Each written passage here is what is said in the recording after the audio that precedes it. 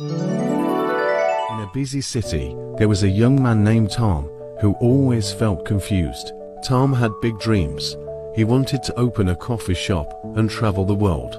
But these dreams never came true. Tom checks his cell phone and catches up on TV shows every day, always telling himself, let's start tomorrow. However, tomorrow never comes. One cold rainy day, Tom had just finished a boring day's work. Tom waited for the bus, tired and empty. At this time, an old man in a suit walked towards Tom. The old man is holding an hourglass in his hand. Young man, can you lend me your money for a minute? The old man asked. Tom frowned and said, I'm waiting for the bus and I don't have time. The old man smiled and said, it's not that you don't have time, you just don't know how to use it. Tom was a little impatient. What do you mean by that? The old man asked. The hourglass in his hand was handed to Tom. Look at this hourglass. Tom found that the hourglass was marked dream, waiting, work, love, regret. The sand flows slowly, falling on waiting every time, and then sliding towards regret. What does that mean? Asked Tom. This is your time, the old man said. Tom smiled and said, no way, this is a joke. The old man shook his head. No joke. This hourglass shows how you use your time.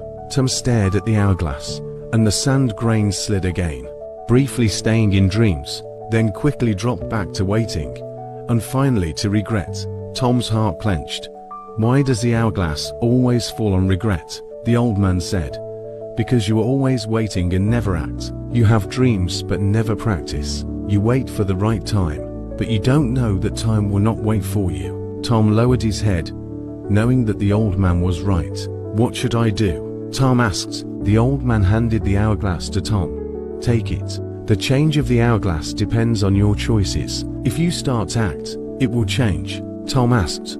But what if I fail? What if I make the wrong choice? The old man asked. He smiled and said, the only wrong choice is to do nothing.